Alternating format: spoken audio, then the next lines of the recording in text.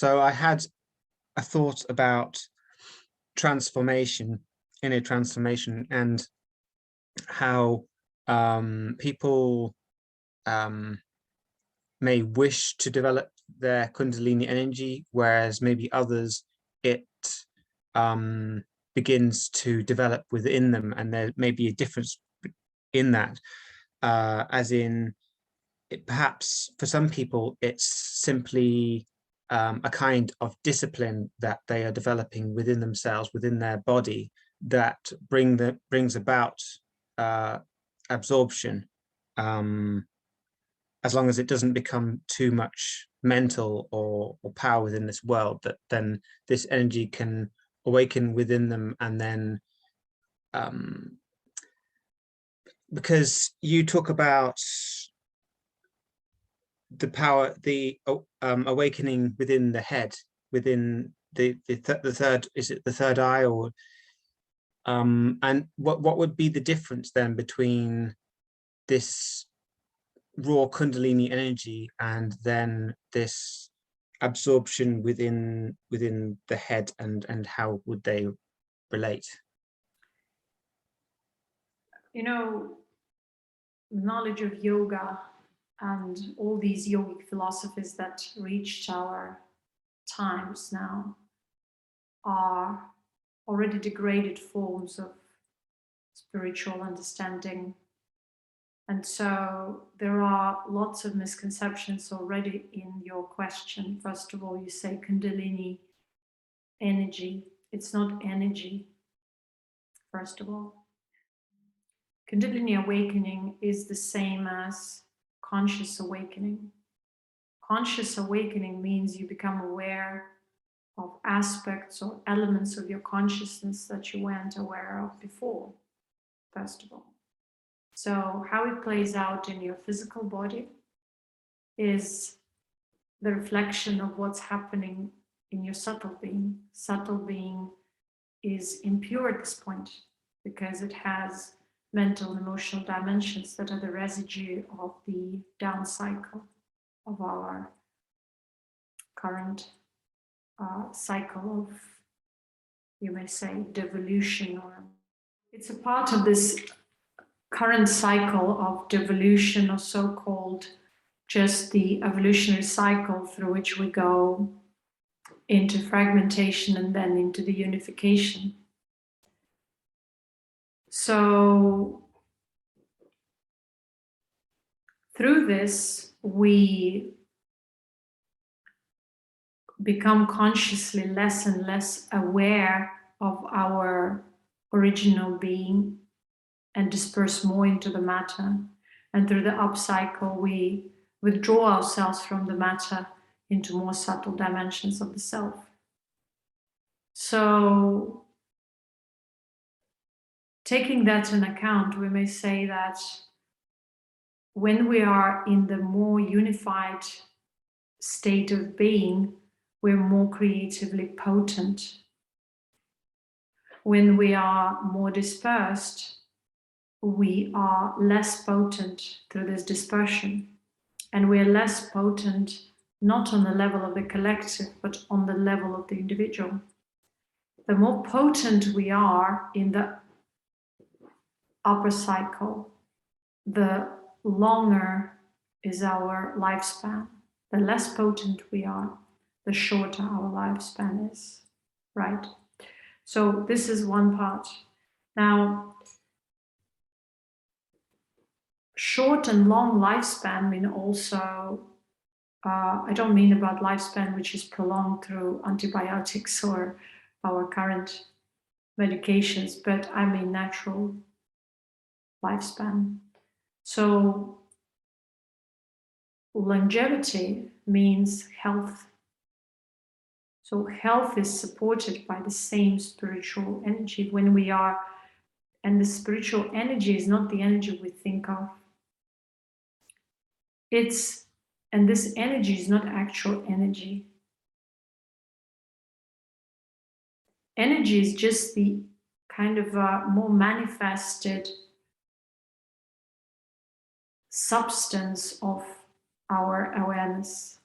So It's so when you say Kundalini awakening, you talk about power aspect of consciousness, that aspect that affects the fluid reality of this projected world.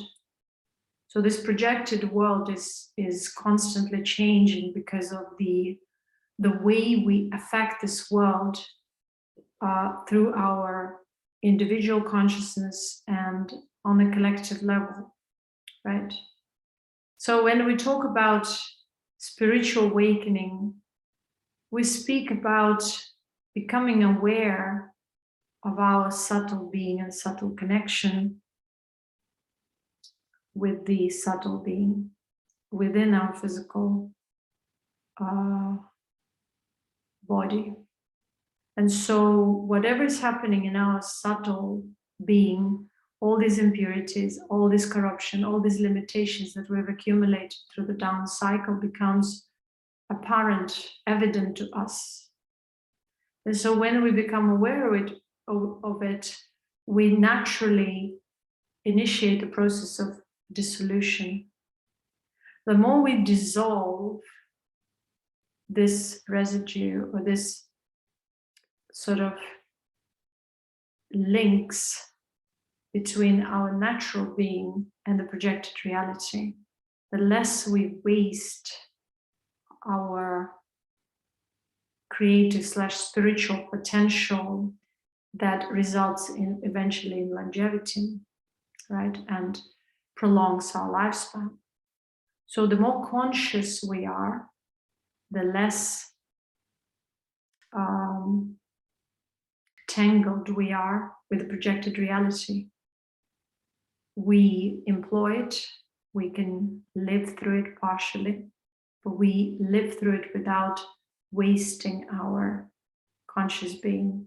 So now, speaking about subtle breath and all that, the upper chamber.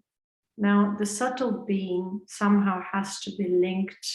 It's like a carcass of our physical being. So the physical being is the fruit. If the subtle being is corrupt, whether we are aware of it or not, or limited to some degree, these limitations will transpire through our lifetime and will manifest themselves as some sort of health issues, physical issues, mental issues, etc. Right? So conscious awakening is awakening to the corruption which we have accumulated up to this day and age. And this phenomenon is relevant only to this day and age, because in the upper cycle or in the upper layers of the cycle, let's say, there's no such a thing as awakening or not awakening. It's irrelevant because our being is naturally aware of itself on multidimensional level. I mean, it exists on a higher level and may manifest itself through lower frequencies as well. But at this point of time, when we hit the bottom and we are at the sort of at the point of the most fragmented, kind of the point of degradation where the consciousness is most fragmented, such a phenomenon as spiritual awakening, Kundalini awakening, conscious awakening is relevant, because we have dispersed to that degree that in the physical body, we have the physical body, first of all, we became ignorant about our subtle existence. We are completely ignorant about higher frequency or higher dimensions of our existence. And so something has to be initiated. And so our consciousness itself initiates this experience, whether it's through someone else or within ourselves, doesn't matter, because after all, it's our individual consciousness. If it has that potential, if it's of that light essence originally, and it degraded to the point of self-forgetfulness in the body, the only way for it to remember itself is so-called awakening, self-awakening, right? So self-awakening is nothing but awareness of subtle dimension of the being. But being aware of the subtle dimension doesn't mean that you are realized or something. This is just romanticizing something which is absolutely simple and evolutionary. It's like there are no sparks. What can you become aware but of your residue, of your corruption and falsehood first, right? So it's not about any energy. Before you release that creative potential, which is spiritual energy and so on, you will have to face all these limitations of prisms, of veils within yourself that disperse your creative potential, that do not allow you to consciously exist, not consciously exist, but you do exist, but you are not constantly aware. You have no such energy or resources, energy resources, let's say, to sustain higher states of awareness or exist freely in subtle dimensions. So in order to free yourself, you start the process of self-refinement. The more you become aware of your subtle being, the less you are attached and dispersed within a projected reality. And as a result of it, your breath subsides and becomes more subtle naturally. The more you are active in this physical dimension, the more active is your breath in this physical dimension. The more you are active in a subtle dimension, the subtler your breath will be in the physical dimension. You see? But the higher you go, the more aware you become of the multidimensionality of your existence. But to keep that awareness, you need energy. You can't have that energy if your energy, conscious attention, meaning consciousness itself, is dispersed within the projected reality of only this physical dimension. So once you start withdrawing that power from the physical dimension and focus more on the more relevant subtle dimension, the more you purify your subtle dimension from the emotional mental residue, the more you have that, you gain that energy potential. And how do you gain it? Because now you're connected with the spiritual source, with the original frequency of the soul, which is the ultimate reality, or the collective soul, wholesome existence. So that is the inexhaustible energy, but it still comes as a trickling stream, doesn't come as a flow yet.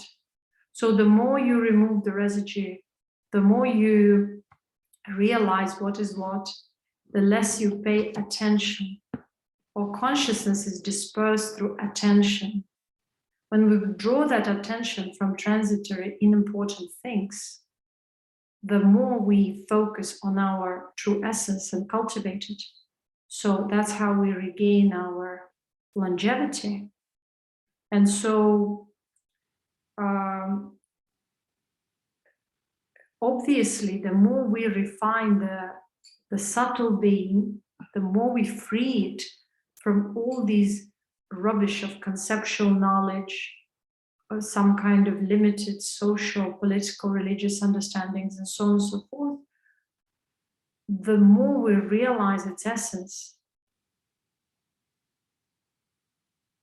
And the more we return ourselves to the natural being, which is unobstructed and unconditional. And then this being starts transforming our physical being as well, because the physical being is nothing but the reflection of the subtle. The more our subtle becomes obstructed and drained, the quicker the physical ages and dries up. Once we dissolve the residue, dissolve all the corruption and falsehood within the subtle, the more energy we have to sustain our life, in the physical body. So the whole process of Kundalini awakening is greatly misunderstood, because it's not about gaining some power or access to some energy which is again apart from you. This is not the science of separation or dispersion. Spiritual awakening / Kundalini awakening / conscious awakening is simply a way to return back to the original soul, to the unification. And this process cannot happen in one day. It's going to take place over hundreds and thousands of years. Hundreds of years and then thousands of years, slowly, all the souls which were part of that original soul will return to that original soul. So these higher eras are also misunderstood, because again, we are trying to understand those higher yugas or eras through the prism of a dispersed consciousness which exists in units, which are separate bodies right now. But from at the beginning, it's like one original soul, and then it disperses slowly into major archetypes of creation,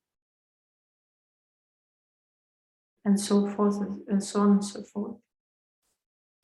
So we cannot even imagine how it is to be in a collective cluster of consciousness, right?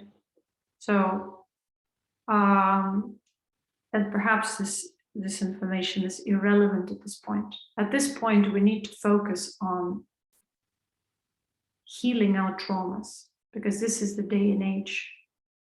The spiritual awakening can only be understood at this point as the way to become aware of your corruption, falsehood, residue, traumas, in other words. So, though traumas are those crystallized aspects of misinterpretation of reality, of some sort of pain, of some sort of violation over our being that has been crystallized in our consciousness and that it drives our existence. So if that is there, the process of spiritual awakening will be awakening to this trauma, facing it deeper and closer than ever before. So one needs to be prepared, have courage. That's why this process cannot be forced and should not be forced. Only by grace, if one comes to that point of maturity where one is ready to face these experiences, one will face. If they face it prematurely, they will start having psychotic episodes, mental issues will start overwhelming them, because if they overstimulate their nervous system through drugs or herbs or something like that, or some other experiences, they will start being overwhelmed by the amount of issues and negative situations that happen to them. Why? Because their consciousness will start purging traumatic experiences, accumulated negativity and corruption prematurely before they are actually consciously ready to experience that. And that's dangerous. And so nowadays people are looking for such experiences, premature experiences. They think it's going to help them to gain some power, but they don't understand that spiritual power is but natural. It's a natural gift, or like a crown that you receive after you've gone through the process of self-refinement. Because you cannot receive these gifts prematurely. How you qualify for these gifts, or how do you qualify? You qualify for these gifts by the degree of your humility, selflessness, simplicity, authenticity, natural self-expression will be the result of it. Then you'll have all the gifts and you won't even care, because your value is already somewhere else. As long as you put any value into any aspect within this projected reality, and you keep this value within yourself, it creates a link between you and the physical reality, and you keep on losing your energy. You keep on losing something to the projected reality. It means you are not spiritually mature. Once you gain spiritual maturity, you can have anything in this world, but you're absolutely disinterested in having anything in this material reality or possessing anything, yet you may enjoy anything you want. And this is the result, because maturity means humility. Highly evolved spiritual intelligence means humility. You can't be highly evolved if you're not humble. It's impossible. So humility is your jewel, is that which can help you to go through these experiences, purge the residue, corruption, heal, and transform yourself. Your body will be the result of that transformation. If you want to know how your transformation is going, look in the mirror. If you start having certain physical issues, it means something within your consciousness is not addressed. Something is unjammed. Something affects your nervous system still. Something is blocked within. Your flow is not natural. You might pretend that it's natural, but it's not. So many people fool themselves, but their body cannot lie.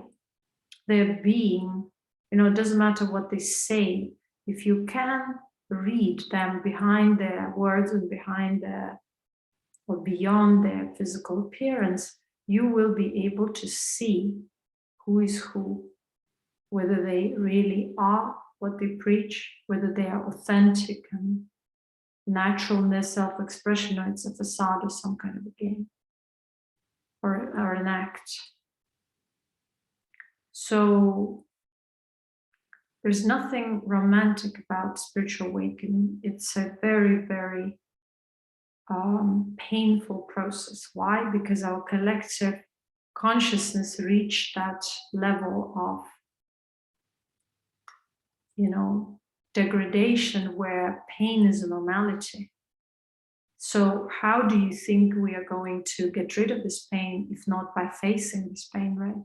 The pain of corruption, the pain of degradation, the pain of separation, fragmentation, the pain of longing for unification and yet not being able to find who and what to unify with, right? So it's difficult to speak about this process because it's multidimensional. It's becoming deeper and deeper aware of subtle dimensions of the self. And yet learning to refine ourselves to such a degree so that we can connect and align all the dimensions and be aware of them throughout. And yet being able to preserve the body. Now, the higher the frequency, the more cumulative the experience. It means that we think that an evolved being is some sort of an individual. No, an evolved being a collective cluster. The more you evolve, the more you dissolve the corrupt residue, the more you realize that you are the collective. And it's kind of difficult to imagine. But you are the collective on a higher level. You are not even collective, you're just a higher cluster of consciousness then. And so, because there's no obstruction of the limited self, which consumes a lot of energy to sustain this limited self, your physical body, if it's still sustained, it starts glowing, it starts emanating that presence of the higher cumulative cluster, collective cluster of consciousness. And that existence affects the body too. It heals the body. It makes the body balanced and glow. And so it's a very difficult, it's a different existence from what we can imagine, because when we think of enlightenment, we still think from a selfish point of view, from a limited perspective point of view of our unified, unique ego. But the process of evolution means that the limitation dissolves, and from one you dissolve into many, but this many is not many units, it's a collective cluster of consciousness. It's the same like people don't understand Akashic records. Everybody, you know, talks about it, everyone speculates about it, and yet do they have the capacity to understand it? Akashic records are self-preserved. It's like self-born knowledge, or true knowledge is preserved. How is it preserved? It's preserved by the frequency. If you don't carry that frequency, you can't ever access that information. So that information exists on a very high level of evolution, which is a collective knowledge. You have to vibrate that collective frequency, that pure frequency, that selfless frequency, in order to be able to access higher forms of knowledge. Now, higher forms of knowledge might not even be relevant to this existence dimension and time we are now. So whatever people think of in terms of Akashic records at this day and age, or in this day and age, is usually pseudo, because what they connect to the residue of ages, I would call, which is emotional mental reality, which exists as a prism between the higher consciousness, or within the collective, first of all, and between the higher consciousness and the physical manifested reality. So everything which is subtle, with its frequency of emotions or frequency of thoughts, they exist on their own kind of dimension. And so you can't say, yeah, they are also a part of this sort of net of knowledge, but it's a lower frequency of knowledge. So if you vibrate emotional reality, if you are still connected or dispersed within this emotional, mental, physical kind of reality, and you think that you are accessing Akashic records because you want to know what your lover does, or what they don't do, or what is going to happen in the future, supposedly, this is not Akashic records. This is just one dimension of reality, which is very, which is accessible, in fact, to everyone if they just tune in. But it's not higher forms of information. Higher forms of information preserved by the frequency of that information. That information is so high frequency that you can't access it as long as you don't vibrate it. And that's why when highly evolved beings preserved some information or pieces of knowledge, they preserved it on a very high frequency level. So before you are emanating that yourself, before you have access within yourself, because of your purity, there's no way that you can have access to it. It's like your purity, or the level of your purity, will be a passcode to that information. And if you are tormented by your emotions, or you get information from some sort of clusters of emotional energy, different kind of entities which rule this mental and emotional realm, subtle realm, and you get some information from there, or from some entities which are the part of this entities, meaning like energy clusters, this is just a very low level of information. And sometimes it is true, sometimes it is not.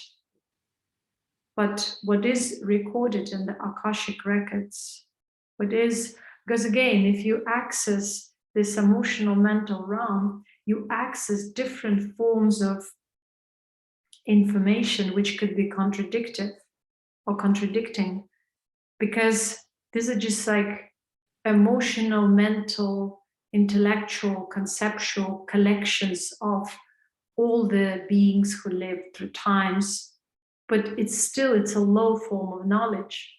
You may get contradicting information about one and the same phenomenon. For example, one psychic can channel this information, a piece of information about pyramids, but this piece of information could be 4,000 years ago, 4,000 years old, which is the age of corruption. 6,000 years old, the age of corruption. So this and the other psychic channels information maybe of 2,000 years old, and they have a bit different opinion, or they channel someone else's information from that time. So this information is corrupt. This information is a residue of the collective conscious experience, and whatever is left from that experience, that is not true information. This is not factual. Now, the true information is hidden on a higher frequency level, and that level cannot be accessed unless and as long as you are muddled in this corrupt realm. And if you purify yourself, if you are vibration of selflessness, vibration of humility and higher purity, which cannot be defined by you or someone else, it's the frequency that you are. And so you will know if you're supposed to know, if you are that, right? So the more we evolve, the more we become aware of subtler realms, which are of a cumulative essence, of a collective sense, and we understand that the purpose is unification, then we start realizing the true purpose of yoga, which is beyond body, which had never to do with body, which has never to do with any of these bogus theories and ideas and concepts which reached us from 4,000 or 5,000 years ago. Kali Yuga started over 6,000 years ago, and we're at the very end of the transitory period of it. So all this which we know and which is widely propagated about yoga, about spiritual awakening, is in its majority false and has nothing to do with reality. We have to come to the understanding of soul unification, of understanding that we are not on individual level, and enlightenment is not about promoting our little egos, our narcissistic selves, our spiritual corruption on an individual level. It's about dissolving that individual level and unifying in a collective sense. Then we can understand spiritual awakening and all this knowledge that is hidden in plain sight in front of us in scriptures. We can understand it then only. Otherwise, we will interpret it, translate it, make out of it new theories, speculate, and we will never know the truth. Because if you know the truth, you just don't want to even go into it because it's all irrelevant. But as long as you don't know the truth, you start picking up bits and pieces, trying to connect them all into one big picture, bigger picture, right? So